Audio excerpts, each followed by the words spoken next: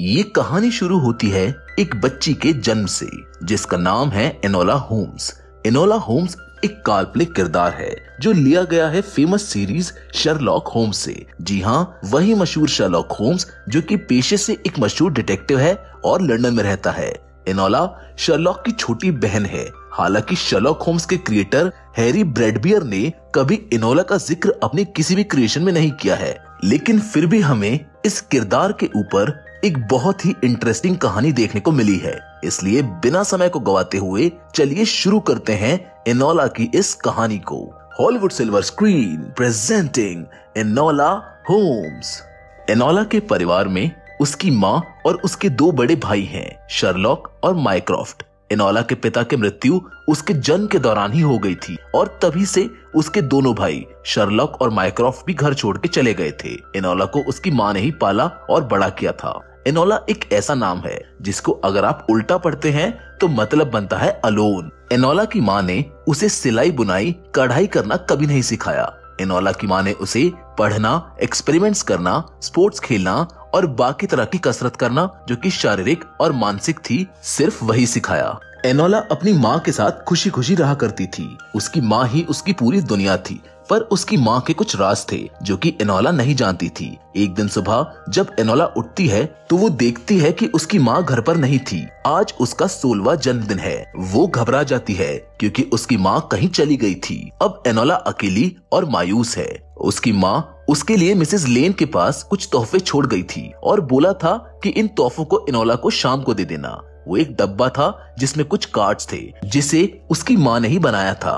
Enola हैरान है कि उसकी माँ ने उसे ये तोहफे खुद क्यों नहीं दिए। ये कहानी पास्ट में चल रही थी, लेकिन अब कहानी वर्तमान में आती है। एनोला स्टेशन पर आती है अपने दोनों बड़े भाइयों को लेने के लिए, यानी कि शर्लॉक और माइक्रॉफ्ट को। शर्लॉक और माइक्रॉफ्ट बचपन के बाद उससे पहली बार मिल रहे थे। वो दोनों एनोला के साथ घर जाते हैं और देखते हैं कि घर की हालत बहुत खराब है। हालांकि दोनों भाई हर महीने एनोला और अपनी माँ के लिए पैसे भेजा करते थे। माइक्रॉफ्ट घर की हालत देखकर दुखी हो जाता है और पूछता है कि वो कहाँ है। हालांकि शर्लॉक होम्स घर में रखी हुई चीजों से ये पता लगा लेता है कि उसकी माँ का अपहरण नहीं हुआ है, बल्कि वो खुद ही कहीं चली गई है। शर्लॉक एनोला से कुछ सवाल पूछता है उसकी पढ़ाई के बारे में, कि उसकी पढ़ाई कैसी चल रही है। जिसके बाद एनोला उसे बताती है कि वो तो कभी स्कूल ही नहीं गई है, लेकिन उसने उनके घर में बनी लाइब्रेरी की सारी किताबें पढ़ी हैं। एनोला शर्लॉक से सवाल पूछती है कि क्या वो वापस आएगी, पर शर्लॉक कुछ नहीं बोलता है। माइक्रॉफ्ट लाइब्रेरी में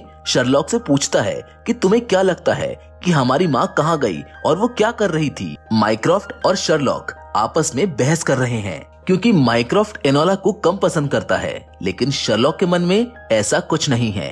अगले दिन माइक्रॉफ्ट अपनी एक दोस्त को घर बुलाता है जो कि एक टीचर है और एनोला के लिए यहाँ पर आई है। एनोला मना कर देती है कि उसे स्कूल नहीं जाना और अगले दिन ही एनोला घर से भाग जाती है। उसकी मुलाकात ट्रेन में एक लड़के से होती है जिसका नाम ट्विक्सबेरी है, जो बेसिलवेदर काउंटी का राजकुमार है। वो भी घर से भागा हुआ है। तभी ट्रेन में एक हैट पहना आदमी उन्हें पकड़ने की कोशिश करता है, पर एनोला और राजकुमार दोनों वहाँ से भाग जाते हैं। वहाँ से भागने के बाद एनोला और राजकुमार लंदन पहुँचते हैं और दोनों अलग अलग रास्तों पर निकल जाते हैं। लंदन पहुँचने के बाद एनोला देखती है कि वहाँ की दुनिया तो बिल्कुल अलग है और लंदन दो भागों में बटा हुआ है, जिसमें से एक तो वो हैं जो रिफॉर्म बिल को पास करना चाहते हैं, जबकि दूसरे उसके अपोज में हैं। एनोला अपनी माँ की खोज को जारी रखते हुए सबूतों को देखती है और पाती है एक कनेक्शन टी रूम से, जहाँ पर वो एक औरत से मिलती है जो कि उसकी माँ को जानती है और उसके साथ काम क्या करती थी, लेकिन वो उसे उसकी माँ से मिलाने से इनकार कर देती है।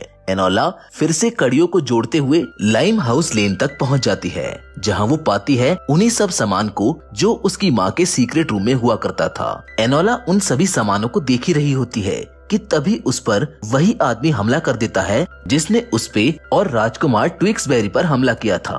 वो बार बार उससे राजकुमार के बारे में पूछ रहा होता है। एनोला तुरंत समझ जाती है कि राजकुमार की जान खतरे में है, वो वहाँ से भाग के सीधा राजकुमार को ढूंढने उसके घर जाती है, जहाँ उसकी मुलाकात उसकी दादी और उसके चाचा से होती है। वहाँ वो भेस बदल के जाती है, लेकिन एक पुलिस वाला उसे पहचान लेता है, जो कि उसके भाइयों का दोस्त है। एनोला वहाँ से कुछ सबूत लेकर लंदन वापस आ जाती है और सबूतों को जोड़ के राजकुमार तक पहुँच भी जाती है। वो राजकुमार को बोलती है कि तुम्हारी जान खतरे में है। उधर शर्लॉक भी कड़ियों को जोड़ते हुए टी रूम और लाइम हाउस लेन तक पहुंच जाता है और पाता है कि एनोला वहां उससे पहले पहुंच चुकी है। उधर वो पुलिस वाला उसके भाई माइक्रॉफ्ट को सब कुछ बता देता है और वो लोग एनोला और राजकुमार को पकड़ने पहुंच जाते हैं। वहां एनोला राजकुमार को तो भगा देती है, लेकिन वो खुद पकड़ी जाती है, जिसके बाद माइक्रॉफ्ट एनोला को स्कूल के हॉस्टल में भेज देता है। एनोला अपनी माँ को लेकर बहुत परेशान थी, लेकिन वो वहाँ पर कुछ कर भी नहीं सकती थी। पर कुछ दिन वहाँ रहने के बाद एनोला से शर्लॉक होम्स मिलने आता है, जो उससे बोलता है कि वो उससे भी अच्छी जासूस है और उसको उसकी खोज जारी रखनी चाहिए। शर्लॉक ये भी बोलता है कि उसे उसकी फिक्र है, जिसके अगले दिन ही राजकुमार ट्विक्सबेरी एनोला को वहाँ से भगा के ले जाता है। एनोला को शक होता है राजकुमार के घर वालों पे और स्पेशली उसके चाचा पे कि शायद वो उसको मारना चाहते हैं, जिस पर ये दोनों ये डिसाइड करते हैं कि ये लोग वापस राजकुमार के घर जाएंगे और सारी बात का पता लगाएंगे। ये दोनों राजकुमार के घर पहुंच जाते हैं, जहां उन पर वही आदमी हमला कर देता है जिसने ट्रेन और लाइम हाउस लेन पे इन पे हमला किया था। दोनों बहादुरी से लड़ते हैं और उस आदमी को मार गिराते हैं, लेकिन तभी उन्हें एक साया दिखता है जो कि राजकुमार को मारना चाहता है। उसको रोशनी में देख के दोनों हैरान हो जाते हैं, क्योंकि राजकुमार को मरवाने वाला कोई और नहीं बल्कि उसकी दादी है। उसी ने ही उसके पिता को भी मरवाया था। वो नहीं चाहती थी कि रिफॉर्म बिल इंग्लैंड में पास हो। राजकुमार और उसके पिता दोनों इसके पक्ष में थे। राजकुमार की दादी चाहती थी कि राजकुमार को मार के उसके चाचा उसकी जगह वोट करे और रिफॉर्म बिल के अगेंस्ट में वोट डाले। अब एनोला राजकुमार की जान बचा चुकी है। अगले दिन रॉयल एकेडमी में वोटिंग होती है और राजकुमार के वोट से रिफॉर्म बिल पास हो जाता है। एनोला राजकुमार से मिलती है और दोनों वापस मिलने का वादा करते हैं, लेकिन तभी एनोला को कुछ सुराग मिलते हैं जो कि उसकी माँ से रिलेटेड थे, पर वो जान जाती है कि वो उसकी माँ ने नहीं बल्कि शर्लॉक ने भेजे हैं। वो उसको रॉयल एकेडमी में मिलने के लिए बुलाता है, पर एनोला भी शर्लॉक होम्स की ही बहन है। वो उसके सामने बिना आए उन सबूतों को लेकर वहाँ से चली जाती है, जिसको देखकर शर्लॉक बहुत खुश होता है। वो मान जाता है कि उसकी छोटी बहन बहुत अच्छी जासूस है, जिस पर वो माइक्रॉफ्ट से बोलता है कि अब वो उसकी परवरिश करेगा और उसे और सिखाएगा। जिसके बाद एनोला सारे सबूतों को लेकर वापस अपने घर चली जाती है, जहाँ पर वो अपनी माँ को पाती है। उसकी माँ बहुत खुश होती है क्योंकि आज उसकी बेटी की वजह से रिफॉर्म बिल पास हो गया था, जिसके लिए उसने घर छोड़ा था। मतलब कि उसका पूरा ग्रुप यही कोशिश कर रहा था कि रिफॉर्म बिल पास हो जाए। वो लोग रिवॉल्यूशनरी थे और वो लोग वो थे जो रिफॉर्म बिल को पास कराने की कोशिश कर रहे थे, जो एनोला के शातिर दिमाग की वजह से पास हो जाता है। ये कहानी तो यहीं पर खत्म हो जाती है, लेकिन इससे हमें एक चीज सीखने को मिलती है कि अगर हम किसी चीज का संकल्प कर लें तो उसे पा ही लेते हैं। जैसे एनोला ने अपनी माँ को खोज निकाला।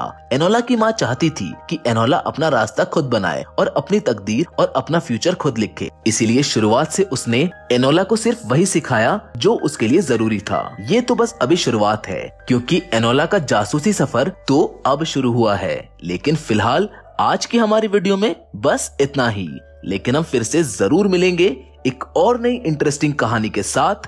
पर तब तक के लिए धन्यवाद।